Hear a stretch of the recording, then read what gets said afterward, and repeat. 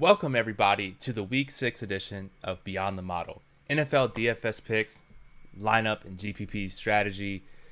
Week 6 NFL, DraftKings and FanDuel, advice, anything that you can think of, all the keywords that I can think of in the first 30 seconds. So YouTube hits you with that algorithm. I hope it found you.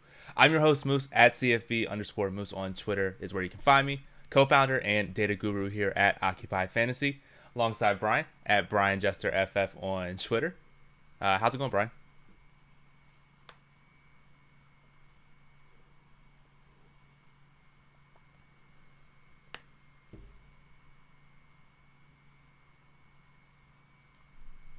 Yep. Absolutely, yeah. I've been dealing with food poisoning all week and now still not feeling 100%. But as I said in our Discord, I feel good enough to go beyond the model, which if you're new here, hello. What that means is we have an Occupy model, ranked every player on FanDuel, DraftKings, Yahoo as well, for all the positions, showdown, all that good stuff. We take a step further from that. We try and contextualize some of it, some stacks that we're thinking that may not necessarily pop in the model, but for other reasons they are popping, either in our own personal rankings or news or anything like that. And we answer your questions here along the way. So Brian, the first thing is we mentioned right before I came on is I actually like this slate.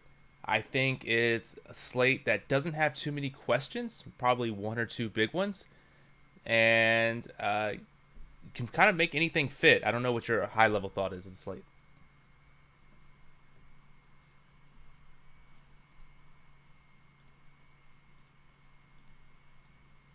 We have some backup running backs that are playing for the first time and starting. We haven't really had our first jam the backup running back into the lineup situation just yet. We actually have two on the same week, so that makes things pretty interesting. And we have some injuries elsewhere, but we also have some expensive stacks. But based on the injuries and the guys playing, we can easily fit them in. It's just a matter of how to combine them correctly. Absolutely, yeah. And first question here from Eric says, I can never figure out when to play cheap chalk running backs. Sounds like I need you guys to discuss that today. Brian, it seems, for the first couple of weeks, we've had some cheap running backs that we could just jam into. And overall, running backs are a little bit cheaper than some of these wide receivers that are up here. So I'm curious to get your thoughts. Looking here in the model, there are some cheap running backs like Dameon Pierce, Kyron Williams to some extent, Brian Robinson, David Montgomery, some that pop up.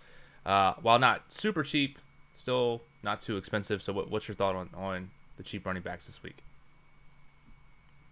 Yeah, and to even further that, I think probably what Eric is mentioning is Chuba Hubbard at $4,300 starting in place of Miles Sanders, and Deonta Foreman starting in place of both Khalil Herbert and Roschon Johnson, and he's also just $4,400. So generally, if we just have one of these guys on the slate, we would play.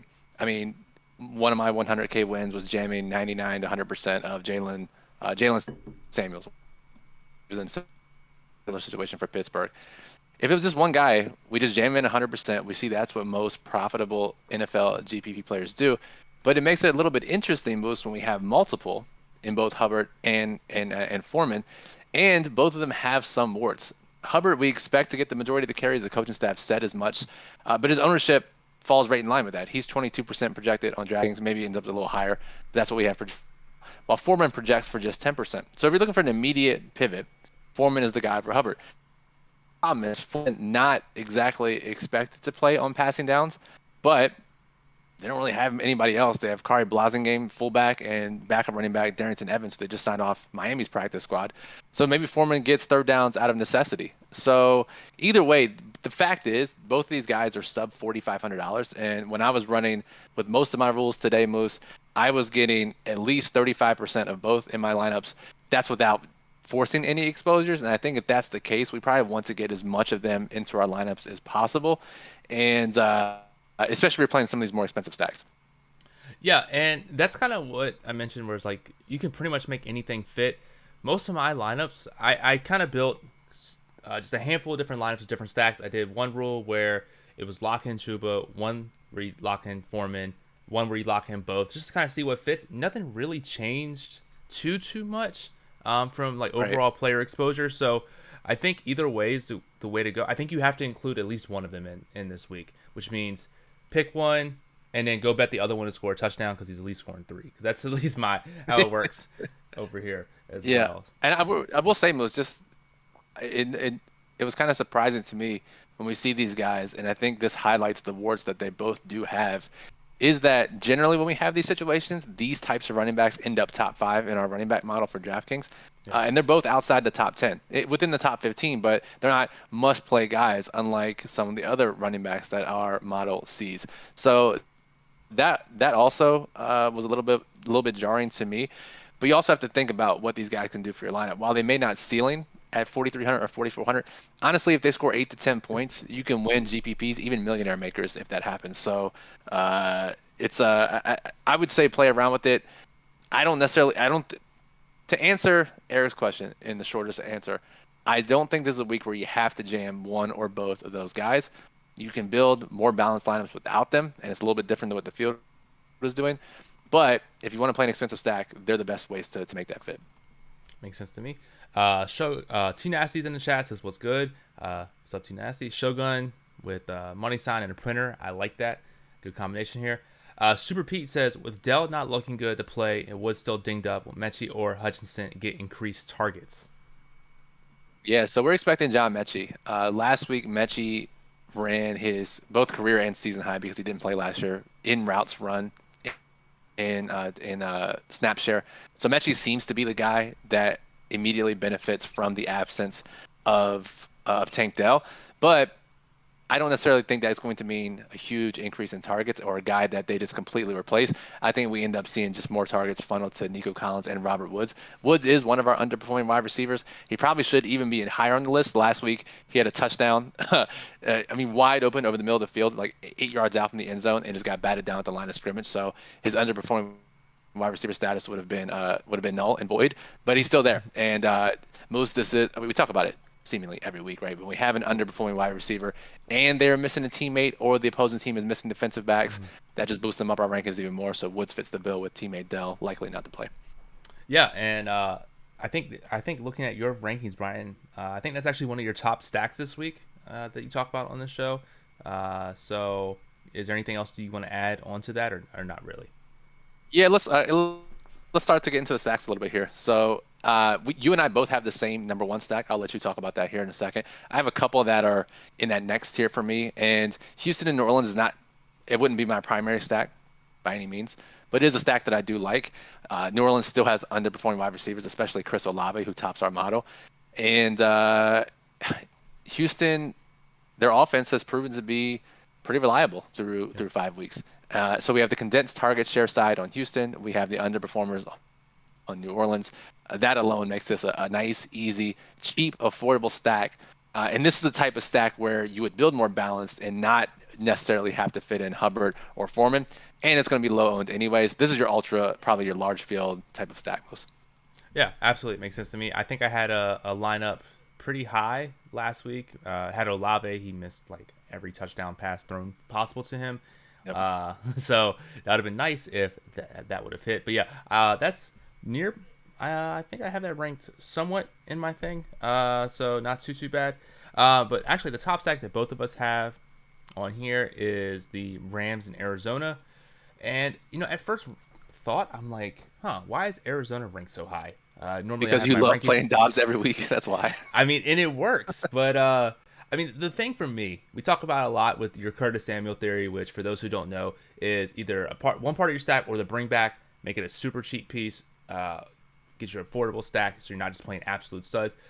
I love it while he may not get a lot of points, but for a tight end at 3,600, Zach Ertz, definitely an affordable bring back piece if you are doing that. Handful of other cheap pieces in wide receiver if you want to do that. Also, we saw last week with the Rams, we thought, what's going to happen with Puka and Kupp? Is one going to take all the target share? They both just scored a bunch of freaking points. So, reminds me of sort of like the Tyler Lockett, DK Metcalf, where both of those players can explode. I imagine the same thing can happen here with the Rams. They also have the number 1 running back in our model, Kyron Williams. So there's so many different ways that you can attack this. So many high-ranking guys. I think this could be either your high rank stack, like a high risk stack. You could play it in 100-man tournaments, leagues, satellites, small field. This type of stack, I think you can play anything. If you wanted to get super risky, you could do like an Arizona and bring back with Cup or Puka, Kyron, however you want to play that. And they get you a little bit different because I think they are going to be more of a popular stack. Anything else that you want to add, Brian? No, I just think it's an excellent game environment. Marquise Brown is an underperforming wide receiver, and with Cooper Kupp in the slot, this is incredibly bad news. But Arizona's primary slot defender, Jalen Thompson, is out. I mean, come on, dude. If you're the backup slot corner, you're like, all right, I'm ready to get my first start, and you look up like, oh shit, I'm facing Cooper Kupp. This is great. So, the good matchup is made even better for Cooper Kupp and company. And if you look at the pricing here, Williams 6,500, Kupp 9K, Puka 8K, all very expensive. This, especially if you play Stafford side and you 3-1 stack the Rams, this is probably a stack where you'd have to play either Hubbard or Foreman to make it work and not feel super gross. So, just tying this all back to Eric's initial question, it definitely depends on the stack that you're playing, and this seems like a stack that you would do. And yes, Kyron, we project over 15%, Marquise Brown over 15%. We actually have Kupp and Nakua under 15%, Nakua under 10%, especially, and Ertz under 10%. And if you want to get even deeper down the rabbit hole, Tutu Atwell on the Rams side. And while we liked playing Atwell more earlier in the season, what was nice to see last week is the Rams ran 100% of their plays out of 11 personnel. So that's 3 wide receivers on the field at all times. So that's Kupp, Nakua, and Atwell. Really big ceiling for all 3. And we have Atwell at just 2% projected ownership. The one question I did want to ask you, Brian, about this is James Conner is out with injury. Ingram and DeMarcado are expected to split work. Are any of those running backs viable in any contest types or no? So it's interesting because they're both under 2% projected ownership, and they're both in direct salary competition with Chuba Hubbard and with Deonta Foreman. Now, their workloads are not nearly as guaranteed because we truly don't know who's going to play one over the other. Maybe they just split down the middle. Ingram has been the guy on the depth chart, but he's been hurt the last couple of weeks. And as he was hurt last week, DeMarcado filled in for James Conner, scored the touchdown, looked good doing it, got praise from the coaching staff. So one would think while the depth chart leans towards Ingram, maybe DeMarcado gets the first crack because he showed what he can do last week. This coaching staff isn't necessarily tied to Ingram. He was drafted by the last coaching staff last year. So this is a long way of saying I don't really know. It's a coin flip. I think if you're playing a shorter slate or if you're really trying to get different, you could play one of these guys. But more importantly, you're going to try to make that decision in any showdown contest, I think. Yeah, makes sense to me. Absolutely there. A couple questions here. Jose in the chat says, I'm only playing one single entry lineup on DraftKings. Please point me in the right direction for the best quarterback and do recommend the pass catchers to that quarterback. It seems like I would just start with the plug, and there's a lot of, or any quarterback that we recommend in any stack, and definitely play at least one of the pass catchers. Yeah, exactly. Generally in the single entries, at least one pass catcher, maybe 2, maybe one from the other team as well. If you're looking at just our model, we're a little bit behind the curtain here. Tua is our number 1 ranked quarterback, but Stafford is number 2. And Stafford in that game environment fits a little better for what we're trying to do this week, as we just discussed. So I would lean towards Stafford, but I wouldn't fault anyone for wanting to play Tua and Tyreek or Tua and Waddle or Tua and Mostert, hell, which kind of leads into one of the next questions here from Dot Bets and Hawk Dart. Yeah, Dot Bet says, when would you play running back in stacks? I found myself taking most running backs out this season and focusing on wide receiver tight ends instead. Dot Bet, that's when you have to just stack Miami and play 8 people from the same game, and they all score 3 touchdowns. Yeah, exactly. So really, at a high level, you want to play running backs with your quarterback on shorter slates, or when that running back can definitely catch passes, or the running back landscape is pretty thin. I don't think that's the case this week in terms of running back landscape, but there are some running backs like Kyron Williams. There are some running backs like Mostert, obviously, that you can play them with.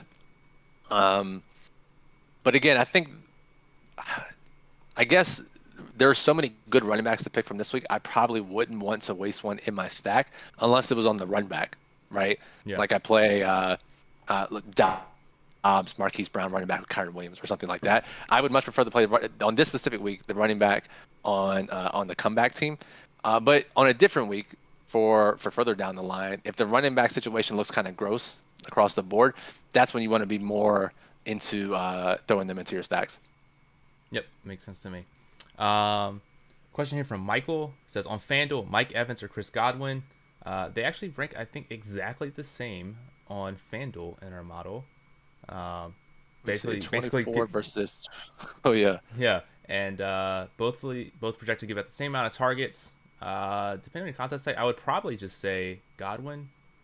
Cheap, a little bit cheaper, less, maybe same percent ownership, maybe a little less. Any thoughts? That's crazy. Same OF index, same target projection, same projected ownership. I guess I'll just say Godwin because he's $1,400 cheaper on FanDuel, so save the salary. Yep. And Hawk Dark says Stafford, Cup, Puka running back with Ertz because Hubbard is cheap and can fit 2 more solid running backs in the 6K range. Absolutely. And before I ask you for the next stack, Brian, the one thing that I wanted to ask you about for running back, and I'm imagining it's on a lot of people's minds, is Christian McCaffrey. Fantastic running back. Normally top 5, top 3 in our model. I think it's 10th, 9th or something like that. Just so expensive, $2,200 more expensive than the other running back. I mean, the only way he gets there when you're that much high expensive than everyone else is he's got to put up 40, 50, which we've seen him do before. If you're playing a cheap stack, do you think you're trying to fit him in at all at any point, or kind of just ignoring him? I think you can mix them into your player pool. If I ran 300 lineups, I got like 6%, so it's in line with the field. In the model, the reason he ranks lower in the model, I mean, you could speak to this more than I can with the behind the scenes, but it is that salary that you discussed. Yeah. At 9,500, it makes him so much less likely to be in the optimal lineup based on that price. And if this was a showdown video, I would say the field's doing this, you should do this. I don't necessarily subscribe to that theory in classic contests where the field is going cheap at running back, so you should go expensive at running back to flip the script on lineup construction. Sure, that can work in some senses, and if you were doing that, you would play McCaffrey at running back this week. But I just think the way the slate shakes out, he literally has to score 40 or more, which he can do, but it's a tougher matchup. The lowest total on the board, I believe, and he's actually way overperforming his expected fantasy points. So all the signs point to not playing McCaffrey at his price this week. But if you're playing 20 max, 150 max, I would probably still include him just in case he does go for that ceiling performance. Absolutely, yeah.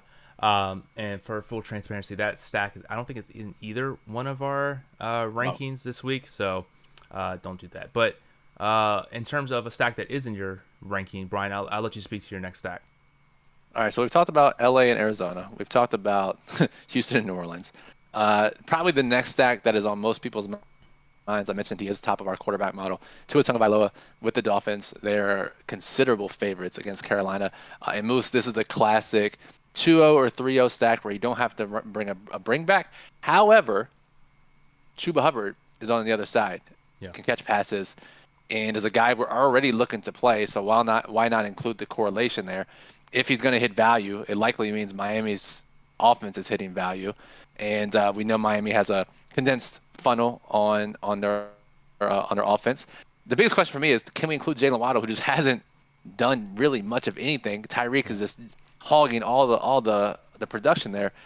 Either way, this is a way of saying traditionally we would not bring back here, but I think because of Hubbard's cheap backup running back status, we actually can bring back here. Yeah, I'm on board with that as well. If you're going to be playing someone that cheap, you might as well get some form of correlation. You know he's going to get some action. Maybe he gets a touchdown. Maybe he doesn't. You figure get a chance with some correlation there. But I was actually and agree with Hawk Dark here. Maybe he's a little too over-owned for my taste, but there is Thielen. I don't know if you want to trust him. 5,900, 10%. Do you think you would bring back any of the wide receivers in this case? Here's the thing. If he was 25% owned, he would definitely score 35 points, which he did last week. He is not this week, which means he won't for some reason. So here's the thing. We have underperforming wide receivers, but we also have overperforming wide receivers. These are guys whose production have exceeded what they should be doing. These are guys we typically look to fade. Last week, I was just keeping track, just some quick notes, and I think 8 of the 12 guys who are on this list completely underperformed at significant ownership. Here are the guys this week, Moose, that have been overperforming by a significant margin, by a statistically significant margin. DJ Moore, that shouldn't surprise anyone when he scored 600 points on Thursday Night Football. Jamar Chase, who scored 600 points on the classic slate last week. Tyreek Hill, at some point, maybe he has to stop scoring 60-yard touchdowns. Will this be the week? I don't know, but he's top 3 in overperforming. Next is Adam Thielen, right? 26 points over expected. Granted, he's getting peppered with targets, but he's been scoring and scoring touchdowns and scoring more fantasy points than expected. Next, we have Kittle, 3 catches, 3 touchdowns last week. That's not surprising. Cole Kmet, multiple touchdowns in consecutive games. Nico Collins, still overperforming, so that's more Robert Woods propaganda for you there. Sam Laporta, too many touchdowns based on his receptions, despite some of the plays they've been drawing up for him. And then Michael Wilson for Arizona, Mark Andrews for Baltimore. That's the London game. And then Keenan Allen on Monday Night Football. But I really like when you're trying to pare down your player pool, Moose, and you look at some of these studs. I can't play all these studs. Who do I pare down? Who do I exclude? Maybe it's these guys that have been overperforming recently. And yes, while they may score 20, 25 again, they're very unlikely to score 40 to break the slate on once again. Yeah, you pretty much hit that on the head, actually, now that you said that. But one other thing, actually, about that shows Miami as a good stat. A couple of defenders are out. I think the safety's out for Carolina. That upgrades them. But also, Mostert, we haven't really talked about him too much. He's going to be the most popular running back by far, probably 30+% in most contests, $6,400 on DraftKings, $8,500 on FanDuel. Are you mixing him in your stacks at all, or is he kind of like the one-off piece to get different from people playing Miami stacks? Dude, I'm trying to play him. I ran 300 lineups and got 0%. So I don't know what rule I have in there that's preventing that. I'm scared shitless if I do have 0% Raheem Mostert. I mean, it's just like the perfect spot, right? I think you just have to play him. I don't know what else there is to say. Our model's not big on him. I haven't dug into why, to be honest. But 30% ownership is kind of scary to play somebody. But so is the most explosive offense in the league, and Raheem Mostert going to be the starting running back for them. With, of course, Devon Achane out. Yeah. So, I don't know, man. I think you probably just eat the chalk, to be honest. We have enough places to get different. I don't mind playing him. And if he busts, he busts. But I think a bust outside of injury probably looks like 10 points, which still doesn't kill you. Exactly, yep. So you pretty much hit it on the head with Miami. Actually, this kind of ties into, I think it was Michael's question in there. But one of the next stacks that is actually my tier 1 rankings is that Detroit Tampa Bay game. Primarily just on the Detroit side. Not really much to say about this. They just have a lot of people ranked high in the model.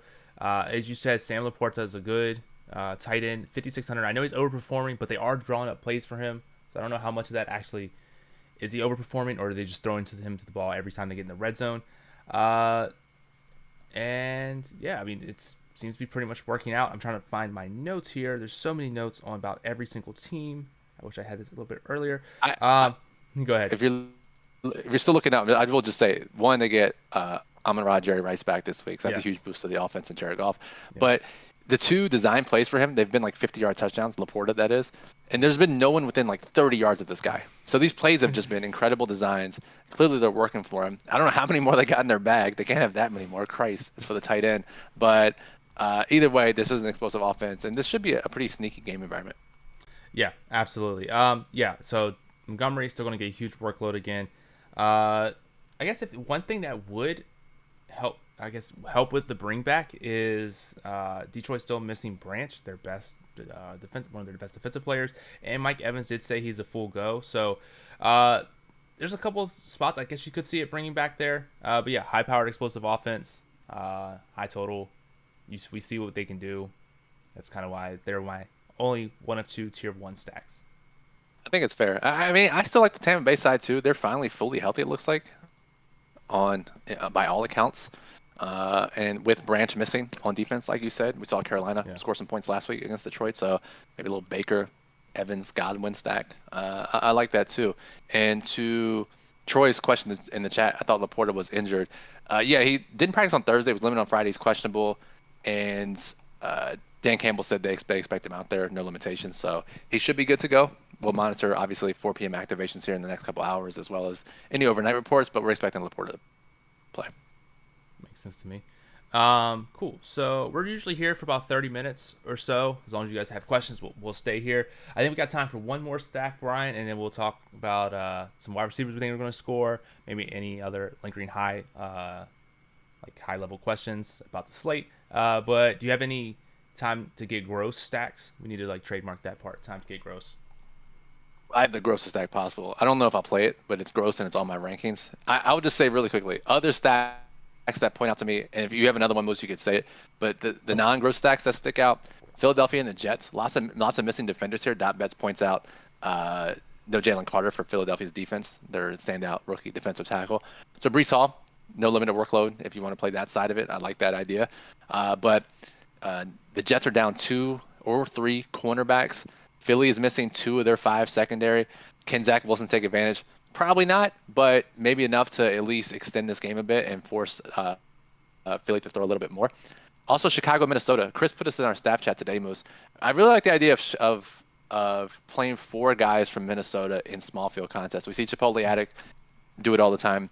We play Cousins, and you play 2 of the 3 receivers who are now all underpriced. This is NBA style. Justin Jefferson's out, so we have Osborne, Jordan Addison, and even Brandon Powell, who's 3K, as well as Hawkinson. All these guys are technically underpriced for their new role without Jefferson. So you play 4 of them, or 3 of them with Cousins, and maybe running back with Foreman or play DJ Moore, whatever you want to do. But it's a really solid small field idea, because if you get 2 of those 3 to go off, the third one doesn't really matter as much in smaller contests. You're really just looking for the guys who are underpriced to overperform, and if you play all of them, you're going to hit it at some point, as long as they don't score like 15 points as a team. Yeah, exactly. And which is weird. When Jefferson was ruled out, I'm thinking to myself, okay, this is going to be a really good stack. I know the ranking's going to be high because it's going to allow me to fit in anything else that I need to do for my lineup. And then they just weren't that high in my ranking. Yeah, I'm surprised too. Yeah. And I think because there is value elsewhere, I think you can upgrade to more studs, which, I mean, I think Addison's still a fantastic play. I think that stack is fine to play, especially in small field. Again, just do 4, and I think you're doing wonders. Just didn't pop as high as I thought it was, so that was a little bit concerning for me. Yeah, me too. But again, it's more of a salary play and more of an NBA play, so to speak. Exactly. So I like it from that angle. So that was one. Philly and the Jets we talked about. I think Jacksonville and Indy, we both like that a fair amount. Gardner Minshew, while we think is not a more dynamic quarterback than Anthony Richardson, they pass a little bit more, and he distributes the ball a little bit more and more efficiently at this point in his career than Richardson. That raises the floor and ceiling of Downs, Pierce, and Michael Pittman. So we got to like that as well. Yep, exactly. I don't really have many stacks that are actually good left. So I'll let you speak to your bad stack, and then I'll try and find a bad stack for me. My bad stack is Vegas in New England. Jimmy G and Mac Jones, if you're brave enough to do it. It pops a little bit for me. Devontae Adams, Jacoby Myers, Devontae Adams, Jacoby Myers. New England's interesting. I want to monitor these activations for New England at 4 p.m. So beat reporters have said for New England, not that this really matters for Classic. This is more of a showdown if you want to get real degenerate and play New England LV showdown, if that's a thing. Malik Cunningham, their quarterback receiver hybrid that we played in preseason DFS, he's expected to be in the game plan this week. But they have so many injuries that they might not even be able to incorporate it because they need to call other guys up from the practice squad to fill those positions. So let's monitor that. Both Demario Douglas and Juju Smith-Schuster, both of their slot receivers who have been splitting work, they're both out.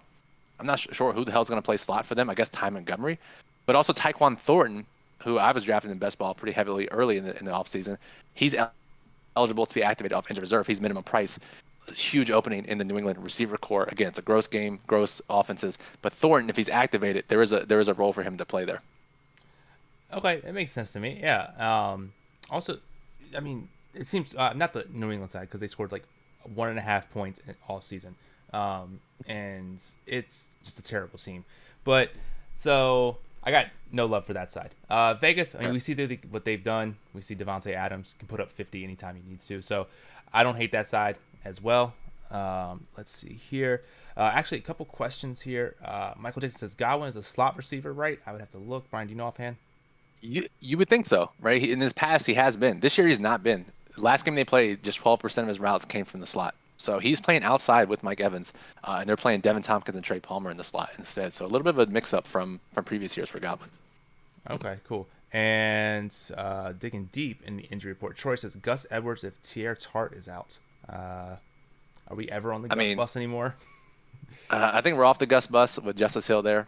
And, yeah, I don't know. Tier Tart, I got to be honest. I don't know if he's worthy of being mentioned on the show. That is the London game. But that is a showdown play. So if you're looking for angles in showdown, defensive injuries can certainly matter.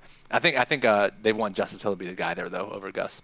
Yeah, exactly. So and do we know Jonathan Taylor's workload? I don't think so. I mean, Zach Moss seems to just be scoring 3 touchdowns a game. Seems pretty crazy.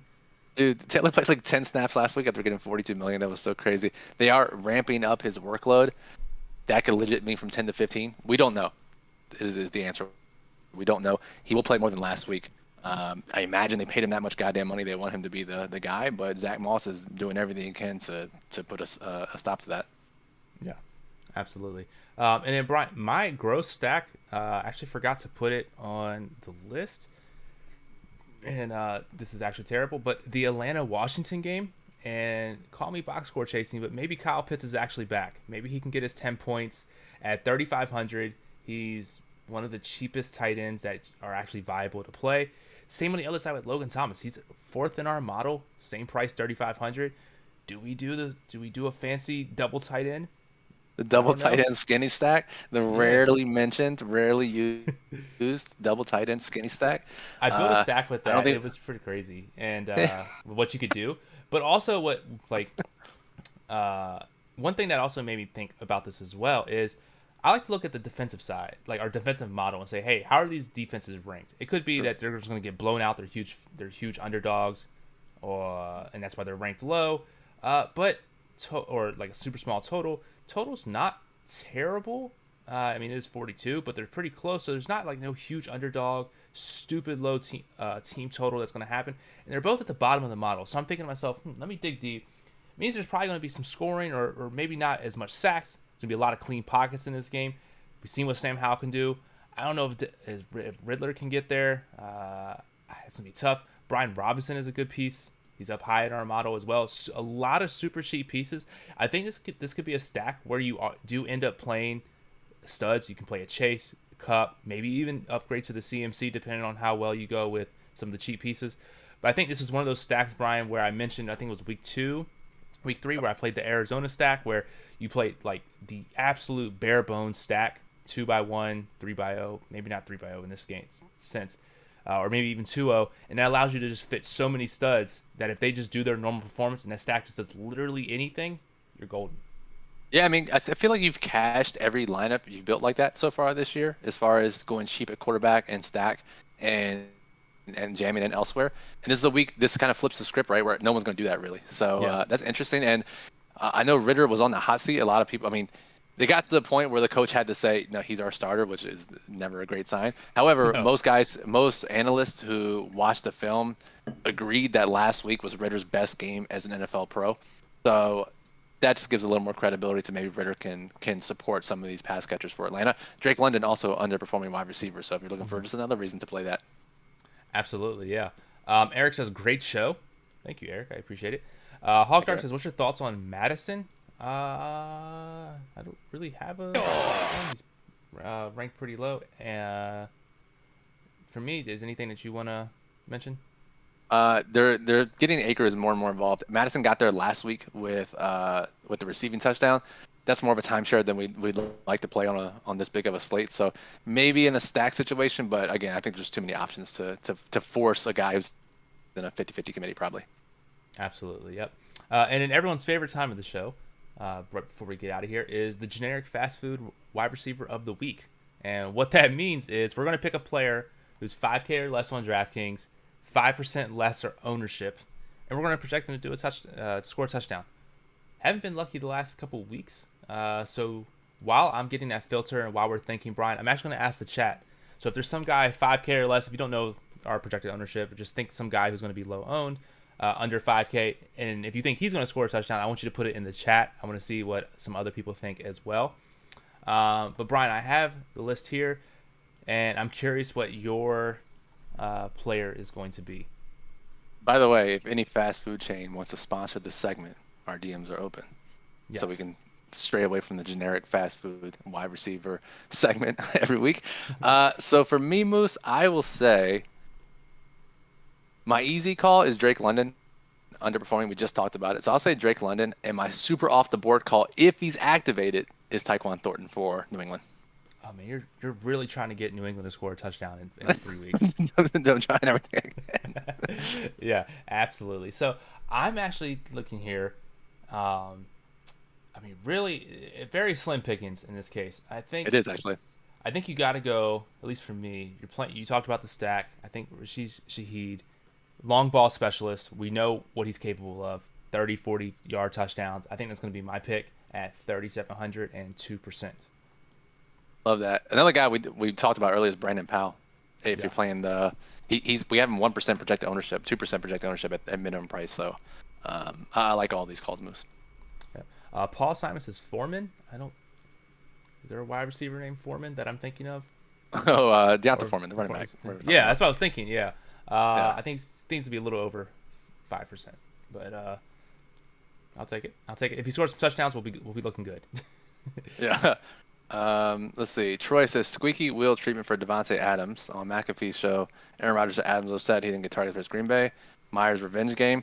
I mean, Troy is trying to get us. He's adding fuel to the fire for us to play in Vegas, New England stacks. Troy, you're not helping matters by, at least you're not helping my bankroll. But listen, man, I gotta play one of those stacks. Just as on these shows, most of you said you gotta play that stack just for the screenshots. Your tight end skinny stack. I gotta play a Vegas New England stack just for the hell of it. Yeah, it's always fun when your wife, you're watching football games, your wife says, all right, who are we rooting for? And you tell her, and she's like, I don't even know what that football team is. And why did you play them? And it's like, all right. I know. Or like one of our parents will call us like, oh, did you have that guy yesterday that scored 3 touchdowns? So I was like, no, he was popular. And like, well, no, you didn't have him. Like, what's his reputation that I've built? Yeah. Yes, absolutely. It's fantastic. So that's pretty much the show. If you like what you saw here, definitely give us a thumbs up. If you want to see more shows like this or anything you want to see differently, go ahead and comment or tell us. DMs are open, all that good stuff. Go ahead and subscribe. Put the bell notification on for notifications of future videos. We also have a Discord channel, occupyfantasy.com/Discord, to figure out how you can get access. The plug is up. Our actually good plays are written there. We also have the model, ranks every player on DraftKings and FanDuel and Yahoo. Go ahead and check that out as well. MMA starts pretty soon. We have the plug and model up for that. Anything else am I missing? No, most. I think you hit all of it. I'll be back tomorrow with the no, not tomorrow. Sorry, Monday with the showdown video, and then our Sunday night daily plug will be out tomorrow evening. And again, like Moose said, the actual good plays, the best plays on the board, not some of these. We're talking through a lot of ideas here, but our official recommendations are in the daily plug. Our writer Chris does a great job doing that. He also put out a video last night which talks through the best plays and why they're the best plays. So make sure you go watch that after the show as well. And if you're pressed for time, we are starting to do more like YouTube Shorts, Instagram Reels, TikTok videos. We're going to start doing that a little bit more often as well. So go ahead and check that out. Comment, like, all that good stuff on those as well. But until next time, Moose and Brian from Occupy Fantasy. Have a good night. Good luck. Luck.